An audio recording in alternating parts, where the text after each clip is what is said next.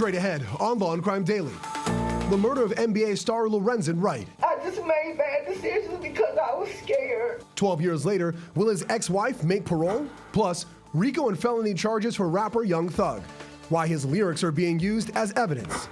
And Whitney, my sister, all of a sudden put herself in between Johnny and I.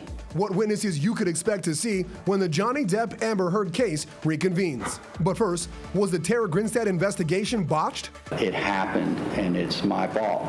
We head to Georgia where Ryan Duke stands trial in the Beauty Queen's murder. Law&Crime Daily covering court cases from coast to coast.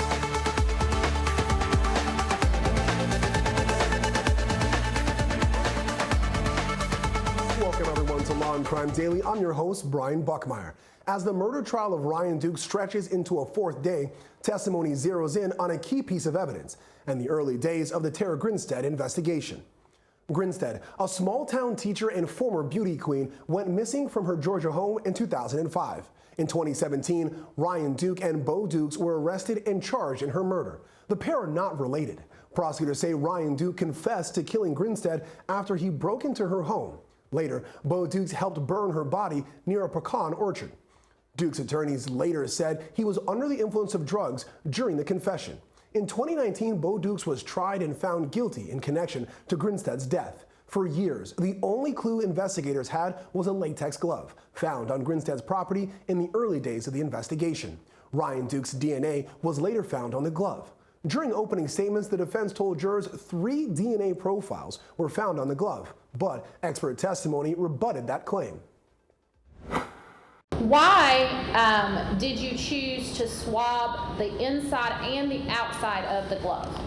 So in 2005, as I stated a little bit earlier, this was the first case that I did that involved touch DNA, that did not involve a fluid as far as I knew. So the thought process was to maximize the amount of DNA, because I didn't even know that I would get anything. I figured I probably wouldn't, because we usually needed a lot of DNA. So I swabbed both sides in order to maximize the sample to see if I could get any profile. The testing that we do now can detect a much smaller amount of DNA than back in 2005. Okay. So when you swabbed this glove, were you the actual person that did the testing to see if you were able to identify any DNA? Yes, ma'am. And can you tell us, when you swabbed the glove, item 1, did it reveal any DNA? Yes, it did. And can you tell us, was that of one person or more than one person? It was more than one. It was of 2. After that, retired Georgia Bureau of Investigation agent Gary Rothwell took the stand. He told jurors the names of both Ryan Duke and Bo Dukes were on investigators' radar, but were mistakenly dismissed early on. Are you familiar with whether or not any of your agents' summaries or reports that they did in this case included the names Ryan Duke and Bo Dukes? Yes. Okay. To your knowledge, was a follow-up ever done by GBI agents as to the document that was from another agency that had their names? No. To your knowledge, was a follow-up ever done in relation to their names being in one of your agents' summaries? No. Why?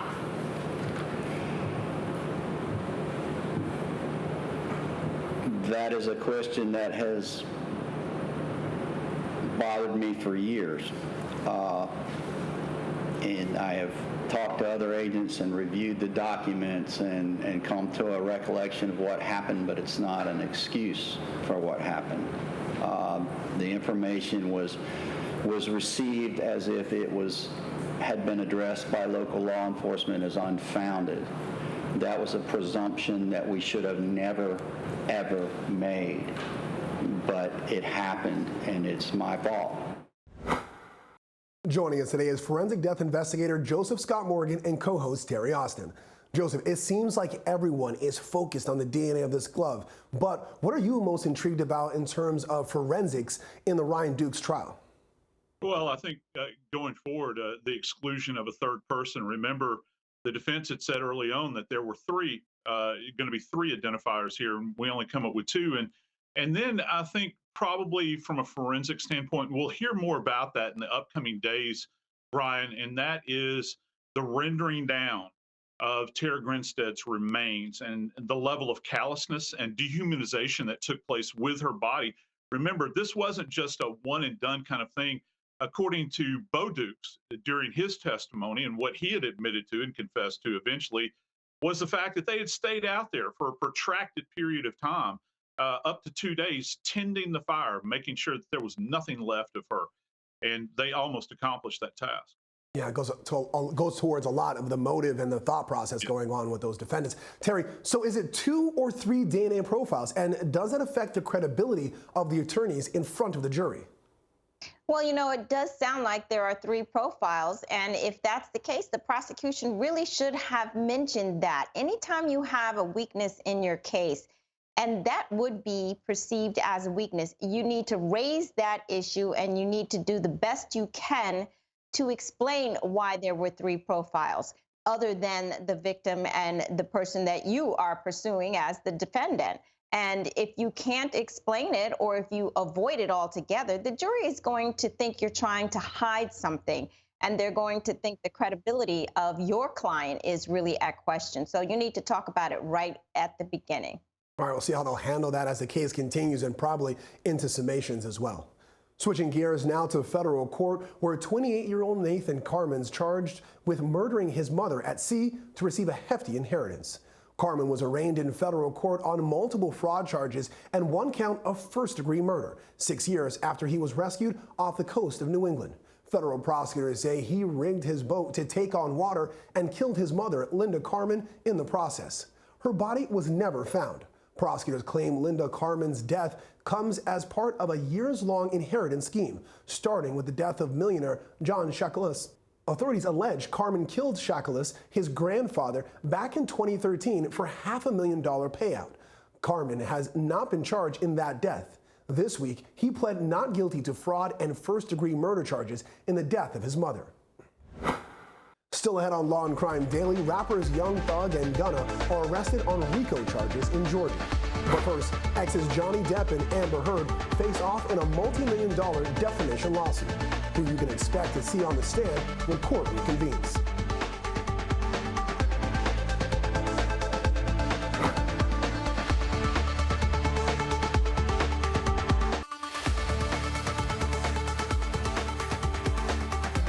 Welcome back. Jurors in the Johnny Depp versus Amber Heard defamation lawsuit can expect a string of new witnesses to shake up the case next week, including actress Ellen Barkin and Johnny Depp himself. This week, Law&Crime Network confirmed that both witnesses will be called after Heard finishes testifying. Jurors can also expect to hear from Heard's sister, Whitney Henriquez. All this comes as part of the multi-million-dollar defamation suit stemming from Heard's 2018 Washington Post op-ed about domestic abuse.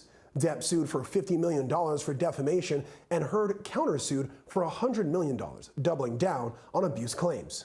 While testimony has not yet focused on Ellen Barkin, Heard's sister Whitney has been mentioned throughout the trial. Notably, when Heard testified about Depp swinging at her sister, that's when Heard says she retaliated physically for the first time. Whitney, my sister, all of a sudden put herself in between Johnny and I. She just threw herself like in the line of fire or whatever. She just all of a sudden was there and was trying to get Johnny to stop. Her back was to the staircase, and Johnny swings at her, and I just see my little sister with her back her back to the staircase, and Johnny swings at her, and I don't even wait, and I swung at him. In all of my relationship to date with Johnny, I hadn't landed a blow. And I, for the first time, hit him. Just days before Heard's testimony, Depp's security guard told jurors a different story, saying Depp never swung at Whitney. I stepped in between Miss Hurt and Mr. Depp, telling Mr. Depp that we were leaving and that it wasn't up to him anymore. At that point, out of the corner of my eye, I saw a fist and an arm come across my right shoulder, and I heard and saw a closed fist contact Mr. Depp in the left side of his face. And whose fist was that? That was Miss Heard's fist, Amber Heard's fist. Well, in fact, you saw Mr. Depp push or shove Whitney Heard, correct? Absolutely not. And it was only after Mr. Depp pushed Whitney that Amber stepped forward and punched him in the face. Isn't that right? It's not correct. So Terry, Whitney is likely to corroborate her sister's version of events. And I know in criminal law, we would call her an interested witness and the judge would explain how to evaluate her credibility. Is there something like that in defamation trials? Well, you know, in the civil context, like a defamation case here, you have to follow the rules of civil procedure, and an interested party there is someone who really would have a financial interest in the outcome. But there's no doubt that even though Whitney doesn't have a financial interest here, unless her sister sort of shares the gain, if she gains anything, she is someone who the jury could consider having bias because of the relationship with the defendant here, with Amber Heard. So the judge basically could give a jury charge on any person who might have bias based on their relationship. But we'll see what happens at the end of the day. But she definitely is going to be in Amber Heard's camp and testifying on her behalf. Absolutely. Now, Joseph, no one died in this case, so you may be just a little overqualified for this trial. But if Heard and all her people say one thing, and Depp and all of his people say another, how are we supposed to tell the truth at the end of the day? It's very difficult. And when, I think one of the things that kind of rings with me yesterday, we were on air and we were discussing the image of Amber Heard with the blackened eye and the busted lip. And, one of the things, Brian, about domestic violence cases and to a degree also child abuse cases is it's very difficult to set a timeline with injuries unless you get to them very, very quickly and have somebody that is proficient and skilled in that area to evaluate. I'd love to see a trauma specialist, maybe even a pathologist get on the stand and describe those injuries that are being purported in that image that she's saying originated with a headbutt. Yeah, it'd be interesting to see. I know even some people have suggested maybe a Botox expert to talk about the light bruising under the eyes, but we'll save that for the lawyers. Coming up on Law and Crime Daily, 12 years after the murder of NBA star Lorenzen Wright, his ex-wife Sherra Wright is up for parole. Plus, Young Thug's lyrics are used as evidence as the rapper faces RICO charges in Georgia.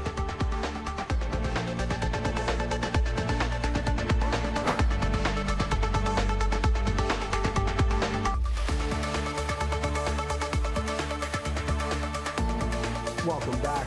Rapper Young Thug is charged with a slew of gang-related crimes in Atlanta. This, as the musician's lyrics are used as evidence in the investigation. Rapper Young Thug, whose real name is Jeffrey Lamar Williams, and Gunna, whose real name is Sergio Kitchens, were among the 27 people arrested on gang-related charges. According to an 88-page indictment, they conspired together to illegally obtain money through racketeering. Prosecutors say Young Thug is the leader and founder of the gang. The court documents use lyrics from Young Thug's popular songs and social media posts referencing ties to gang activities, including, quote, "I prepared to take them down," and, quote, "I never killed anybody, but I got something to do with that body." Young Thug's attorneys say these claims are baseless, saying the Young Thug Stoner Life record label imprint is not a gang. He also faces 7 additional but separate felony charges, including possession of marijuana with intent to distribute and possession of a firearm. In court this week, both Young Thug and Gunna were denied bond.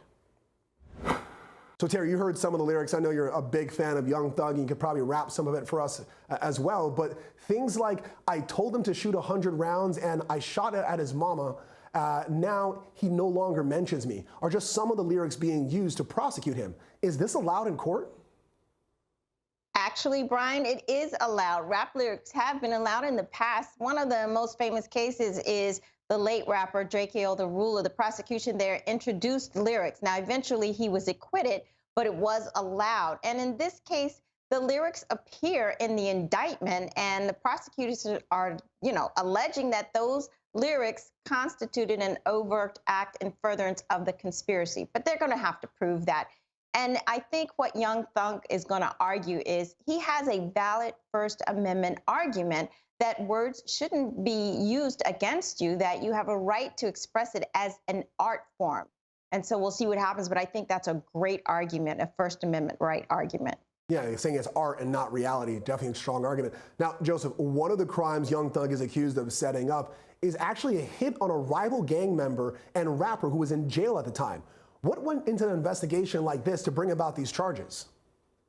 Well, anytime you enter into, this is a RICO violation. So you have a group of people that are coming into a criminal conspiracy, into the realm of criminal conspiracy, a confederation, if you will. And, Brian, over the years, when I examine these cases in the media and when I've worked cases in the past, there is always a weakest link. There's somebody that has something to gain by rolling over on somebody in the crowd. And so if you're in prison and you're in custody and someone, pulls you aside and says, take someone's life, well, that might be the key to get out for you, and you're free from the prison life at that point in time. So there's always a weak link in the chain. All right, we'll see where that chain leads us in this case as it continues. Thank you both. When we come back, will Sherra Wright be granted parole? The ex-wife of Lorenzen Wright pleads her case and explains what led up to the NBA star's murder.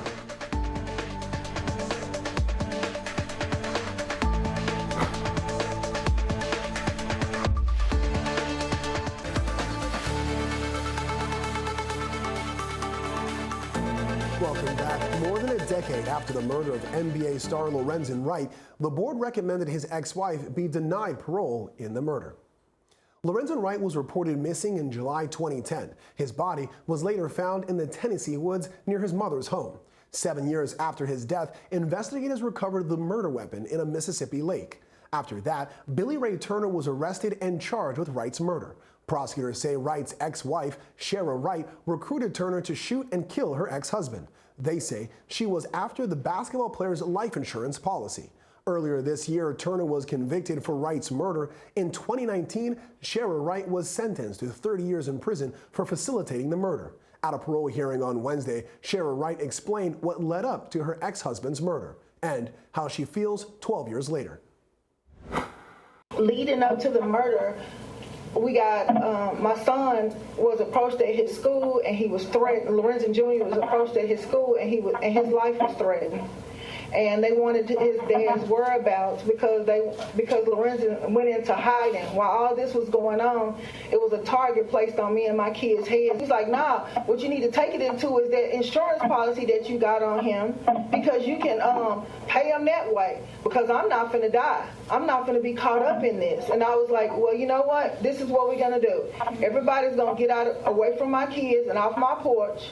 And he's going to handle his own business and his own debt. And then I start hauling off and saying things like, yeah, so if you think it's going to be me and my kids, no, it's going to be him. Take him to them. I told them to take him to Lorenzen. But I do want to say that I'm sorry for what happened to him. I'm sorry because he's not here. I'm sorry that my kids don't have a daddy and his mom doesn't have a son and they don't have a nieces and they don't have their uncle and their nephew and all the people that I consider to be my family. I didn't want to see anybody hurt the way they're hurt right now. And I didn't want to ever in my life be without him because he was the love of my life. I just made bad decisions because I was scared. So, Joseph, that's an interesting explanation and a very emotional plea there. But did Sherra Wright's words move you enough to think that she should have been granted parole, or did the board make the right choice? I think they made the right choice. Too little, too late. In the very first segment, there was not even a hint of contrition in there whatsoever. And it's terrifying. It's terrifying that she's begging right now to get out of prison after the way they hunted this man down out there in this wooded area near his mama's house and shot him down like a wild animal. And it was absolutely horrendous. The fact that they would even entertain, she would even entertain that she should be walking free among us is terrifying to me. Yeah. Now, Terry, that leads us to this question then. Based on the trial, the conviction, everything we know about this case and what Sherra Wright has said just there, when do you think she would be paroled, or do you think she should ever be paroled? Frankly, Brian, I agree with Joseph. I don't think she should ever be paroled. Certainly not now, maybe after 30 years. But that was a brutal murder. This is someone who trusted her. He's the father of her children. He was literally running for his life, as Joseph mentioned. It was cold-blooded. It was calculated. It was for financial gain.